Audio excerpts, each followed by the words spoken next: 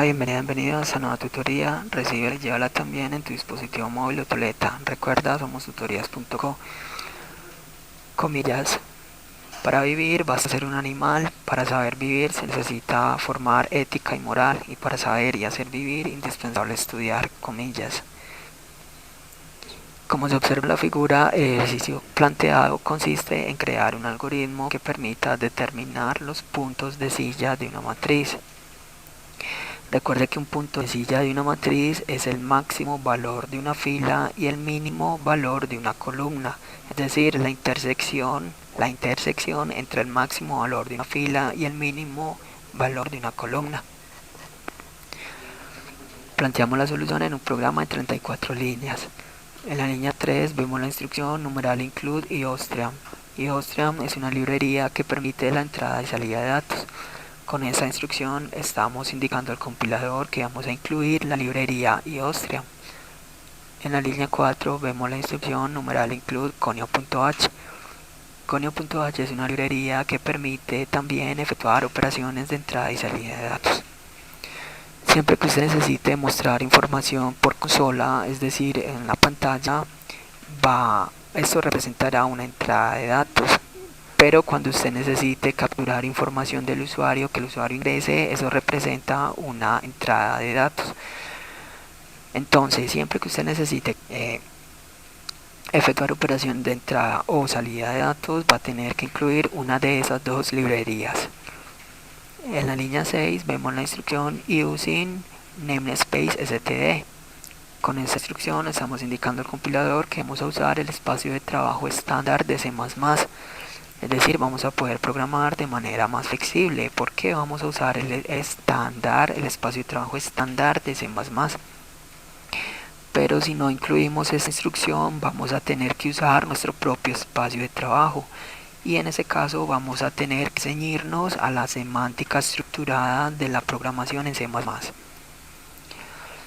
Entre las líneas 8 y 34 vemos el main. El main es el método principal del programa.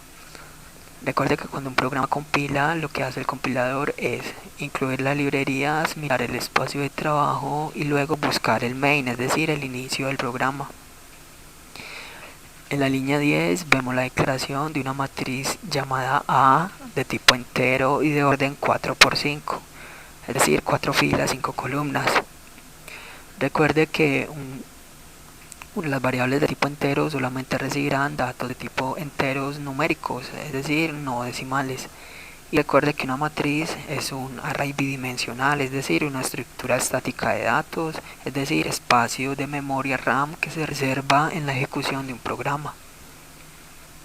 En la línea 11 vemos la declaración de tipo entero de un vector llamado máximo filas de tamaño 4 y vemos cómo se inicializa en valores muy pequeños. En la línea 12 vemos la declaración igualmente de un vector llamado mínimo columnas de tamaño 5 y de tipo entero. Este vector se inicializa con 5 valores muy grandes, en este caso 999.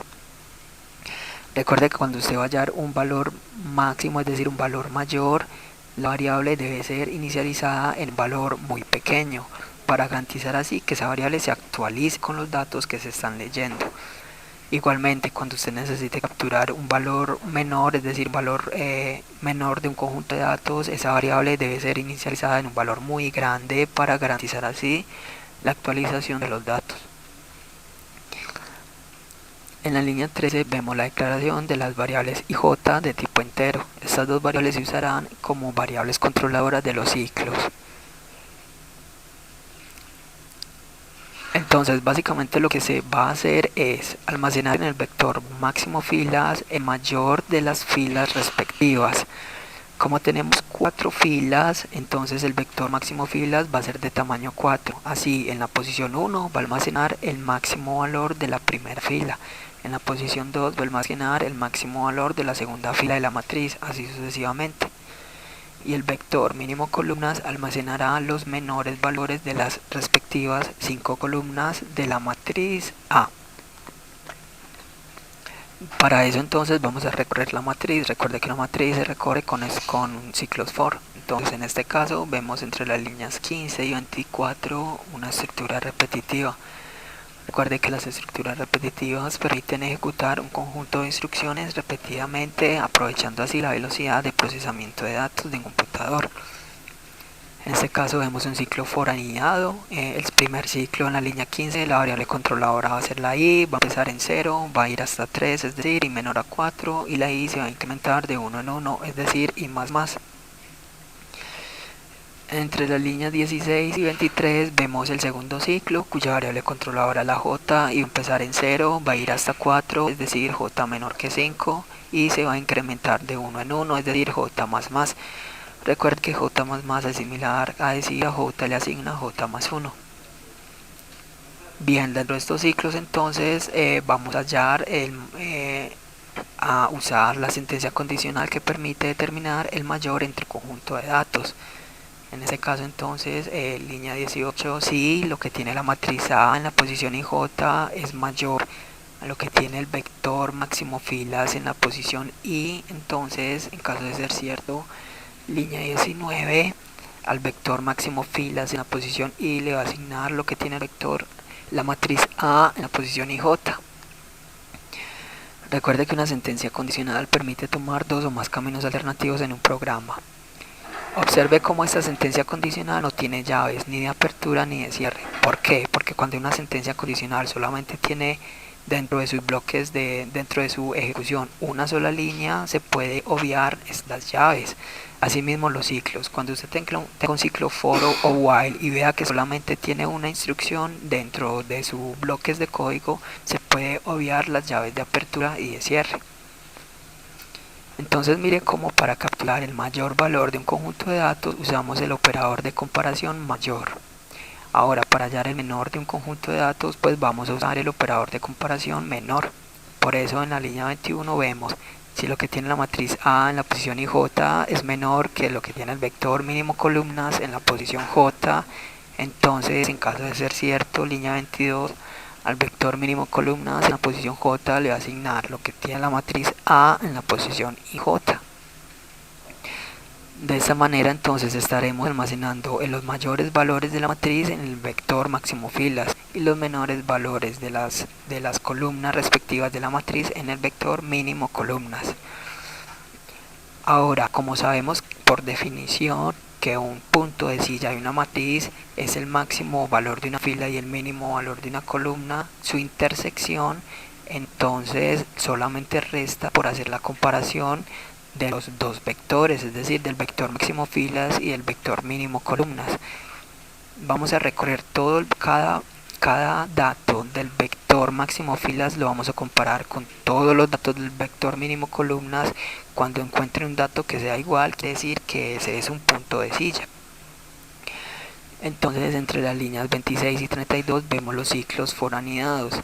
La i va a tomar valores entre 0 y 4 que va a recorrer el vector máximo filas, y la j va a tomar valores entre 0 y 5 que va a recorrer el vector mínimo columnas, y solamente resta entonces hacer la respectiva comparación.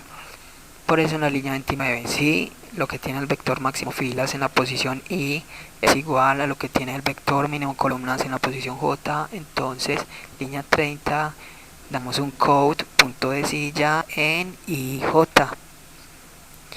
Recuerde que la instrucción code lo que hace es mostrar información o poner caracteres en la salida estándar. La salida estándar es la pantalla, entonces code significa variable por pantalla. Entonces para usted mostrar información por la consola, es decir, en la salida, en la pantalla del computador, entonces vamos a usar la instrucción code menor menor y entre comillas dobles el mensaje a mostrar. Si va a mostrar texto o variables, la separación entre texto y variable se hace a través del símbolo menor menor, y recuerde que el texto debe ir entre comillas dobles. Observe esa última instrucción NDL, eso lo que hace es un salto de línea, es decir, un enter. Por último, en la línea 33 vemos el método "get". Este método lo que hace es una espera de ingreso de teclado.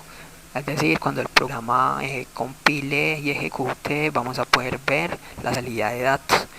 Inmediatamente vamos a presionar una tecla para cerrar la ventana de ejecución.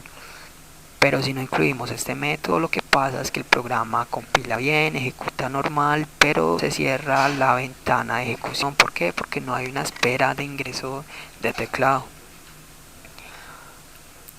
Esta fue la tutoría del ejercicio. Crear un algoritmo que permita determinar los puntos de silla de una matriz. Repasa la teoría, resuelve nuestro test y practica un algoritmo en el tablero. Si esto te gustó o no, te invitamos a discutirlo y a valorar la experiencia de esta tutoría. Recuerda, somos tutorías.co, trinamos como @tutorías, posteamos en Facebook y Google Plus como Tutorías Colombia. Pregúntanos, contáctanos, haz parte de nuestra plataforma.